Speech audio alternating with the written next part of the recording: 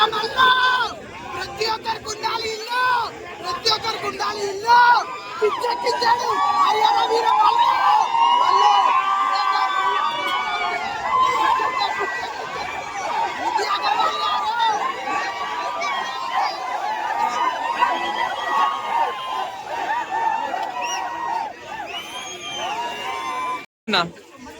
అన్న ఒక ఇది హిందూ మతం గురించి, హిందూ ధర్మాల గురించి, హిందూ చరిత్ర గురించి ఒక సోషల్ మెసేజ్ చేయడానికి ఆయన కంటే మంచి నటుడు ఎవడుంటారు. ఇంకా పవన్ కళ్యాణ్ గారి గురించి, సనాతన ధర్మ గురించి, ఆయన చేసే హిందూ ధర్మాల గురించి ఆయనకి పడ్డ స్టోరీ మాత్రం అల్టిమేట్. అసలు ఈ మూవీ మాత్రం పవన్ కళ్యాణ్ గారి తప్ప ఎవరికి సెట్ అవ్వదు. Super duper hit. అందులో ఒకటి, ఈ మూవీ బాగాలేకపోతే ఓజీ మూవీ రావద్దు అసలు. చెప్తున్నాను, ఈ మూవీ అయితే నెంబర్ 1 ఉంది. అంటే ప్రభాస్ ఫ్యాన్ గా చెప్తున్నాను, ఈ మూవీకి వచ్చి చూడండి. నచ్చకపోతే మా రాజాషా మూవీ కూడా రాకండి, ఓకేనా? అంటే సెకండ్ హాఫ్ కొంచెం లాగ్ ఉంది అంటున్నారు కదా.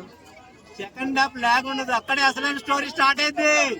ఫస్ట్ హాఫ్ లో గ్లామర్ తో నిధి అగర్వాల్ కొల్లగొట్టేసింది. ఈ మూవీలో ఉంటుంది నిధి, తను చూసేకపోతుంది ప్రేక్షకులకు. మది నిధి అగర్వాల్ గ్లామర్ తో కొల్లగొట్టేసింది. పవన్ కళ్యాణ్ ఫ్యాన్స్ గుండెల్లో ఇల్లు కట్టేసింది. విఎఫ్ఎక్స్ గ్రాఫిక్స్ ఎట్లా అనిపించింది అన్న? విఎఫ్ఎక్స్ అయితే ఆయన డేట్స్ దొరకడమే కష్టం. అలాంటి ఆయన ఎలాగో తీసేసారు. విఎఫ్ఎక్స్ కూడా పర్లేదు, అన్ని కన్నప్ప కానీ బెటర్.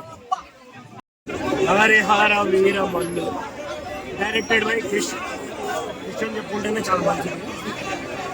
చాలా ఎంజాయ్ చేస్తాం సినిమాని. 5 ఏళ్ల తర్వాత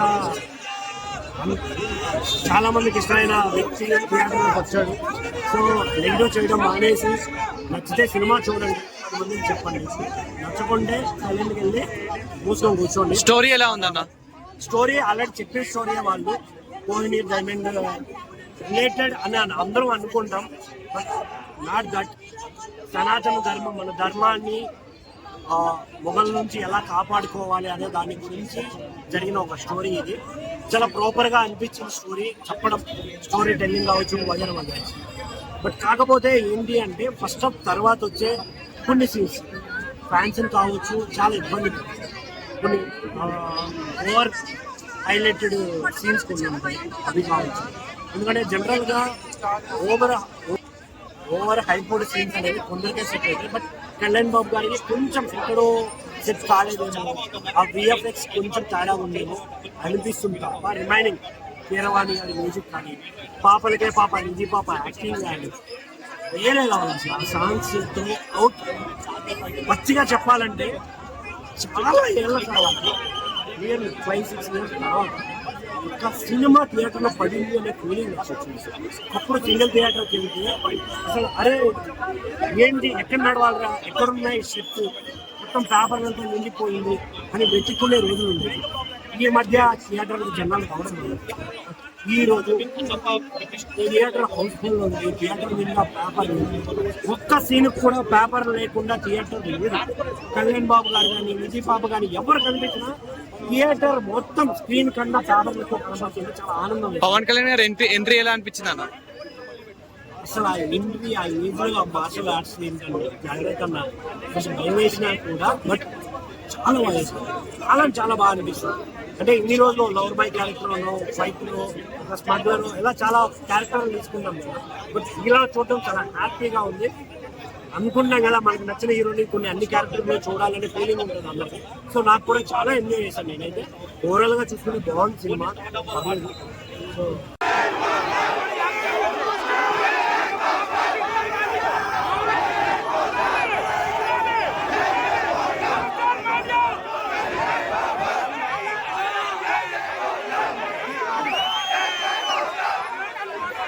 ఇప్పుడు సీఎం అయ్యాక వచ్చిన సినిమా కాబట్టి ఓపిక చాలా ఉన్నాయి. ఒక మా పైన వర్షం కురుస్తూ ఉంది, కింద ఒక సముద్రం కనిపిస్తుంది మనకైతే. ఆ జనం ఏంటి, అసలు ఏంటి మొత్తం ఏంటంటే అన్ని ఫుల్ మొత్తం ఒక వారం రోజుల దాకా టికెట్ ఖాళీలో ఒక సనాతన అన్ని గురించి మన పవన్ కళ్యాణ్ పోరాడుతున్నారు కాబట్టి ఈ సినిమా కూడా ఆ కోవలోనే ఉంది. అంటే ఎక్కువ ముస్లిమ్స్ కి మన సనాతన ధర్మానికి జరిగే స్టోరీ అనమాట.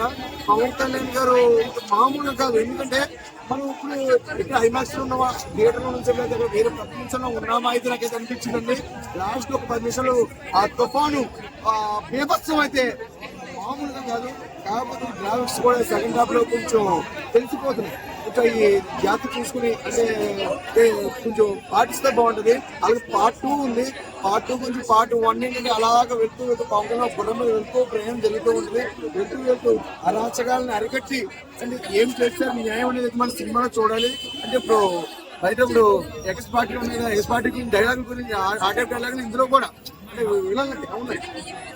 అయ్యే కాదు సింహాన్ని మీరు జింకలో మేము సింహాన్ని వచ్చాను ఇంకా ఎవరు దాన్ని ఆపలేరు ఇంకా అని కొంచెం కలుస్తాయి. అంటే ఉన్నా లేకపోతే మాకు అనిపిస్తూ ఉంటుంది అనమాట.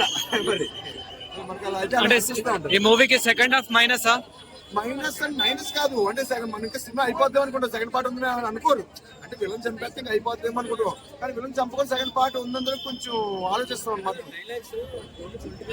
ఉన్నాయి పొలిటికల్ పార్టీ కూడా ఉన్నాయి ఇందులో. మన అందరూ చూస్తారు.